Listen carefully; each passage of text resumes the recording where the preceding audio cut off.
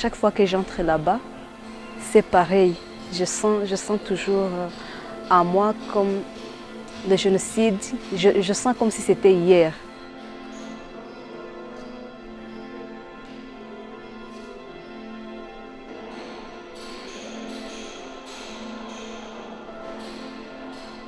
Quand j'arrive là, ça me donne une mémoire de la mort en fait. J'ai peur.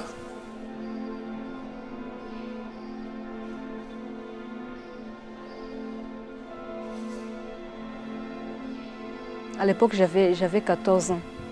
Oui. Pour le moment, j'ai 25 ans, j'avais 14 ans. J'ai perdu mon père, ma mère et les deux, ma grande sœur et mon grand frère. Et on est resté à 5. Donc on est resté 5 enfants. Donc je suis devenue la deuxième. Donc à part moi, il y a ma grande sœur qui me dépasse seulement d'une année. Les autres sont petits. Ma famille était à l'étranger. Ma famille était au Congo. Moi, je suis né au Congo. Je suis venu ici seulement après 94. Mais j'ai des oncles qui vivaient ici depuis des années, qui sont morts, des cousins, des cousines, que je n'avais même pas vu avant, que j'ai vu il y avait 10 ans et que j'ai trouvé morts.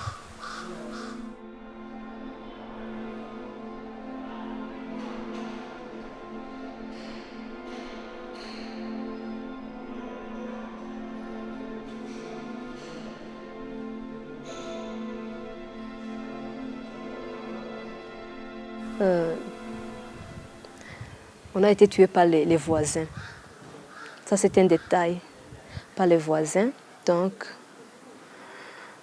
par exemple, aujourd'hui, on était dans une famille, on venait des écoles parce qu'on était en vacances. On est rentré, on était joyeux, on vivait avec les parents. Et tout d'un coup, demain, tu te réveilles étant orphelin. Il y a les voisins qui sont entrés chez nous, qui ont tué les parents. Et nous, par chance, nous avons pu fuir. Et c'était vraiment miraculeusement parce que, tu vois, les voisins, ce sont les gens qui connaissent tout de chez vous. Ils y entrent.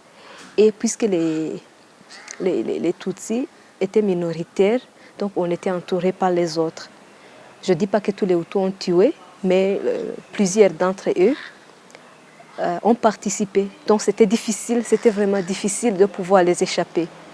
En fait, la majorité ont été manipulés à cause des intérêts des politiciens. On leur disait, si tu tues ton voisin, tu vas prendre sa maison, tu vas prendre son champ. Ça, c'est une des motivations. De notre part, il y a une intoxication du divisionnisme, de la haine de l'autre, durant des années. Mais tout ça, c'était construit à la base des intérêts des politiciens qui voulaient d'abord conserver le pouvoir et en plus s'enrichir encore plus. C'est pourquoi un Hutu qui est innocent, qui n'a pas participé, ne devait pas se sentir honteux. Parce que la majorité n'y était pour rien, même ceux qui ont tué. Tout le monde sait qu'il y en a, bien sûr, qui ont eu le plaisir de tuer, je ne le nie pas, qui n'étaient pas parmi les planificateurs, mais la majorité ont été manipulés.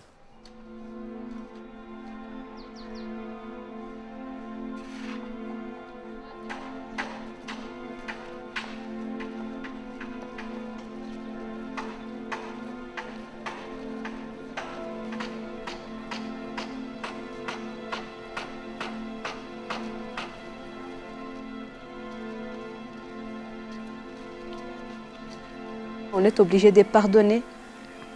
Mais ce qui nous choque le plus, c'est qu'on rencontre des gens qui sont incapables de comprendre nos sentiments. Ils sont incapables de comprendre qu'on a perdu, que le Rwanda a perdu. Il y a la Rusha qui continue à libérer les gens qui nous ont tués. Mais on a tué les nôtres, ils ont été tués. La preuve, c'est que vous avez vu de l'autre côté. Ça, c'est l'échantillon. Il y a beaucoup de nos morts qui n'ont pas eu la chance d'être enterrés, qui ont été mangés par les chiens, par les... Hein? Oui, ça, c'est l'échantillon. Mais partout au Rwanda, ça s'est passé comme ça. Parce que la majorité de la population est encore illettrée. C'est-à-dire, ils exécutent ce que le gouvernement veut Ce qui veut dire que s'il y a un gouvernement qui est malsain, qui ne veut pas favoriser la réconciliation, cela peut se passer encore.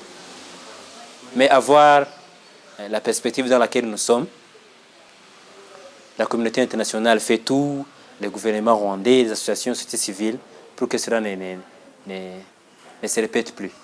Si tout le monde travaille ensemble, sûrement que ça va se changer. Parce que, excusez-moi, parce que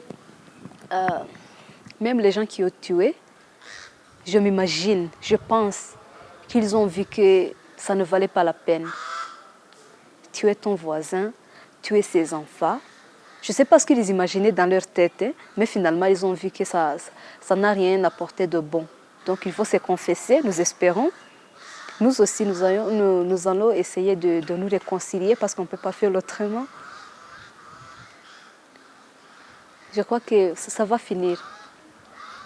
Pas d'ici peu de temps, mais ça va finir quand même. Ça va nous prendre du temps, mais ça va finir.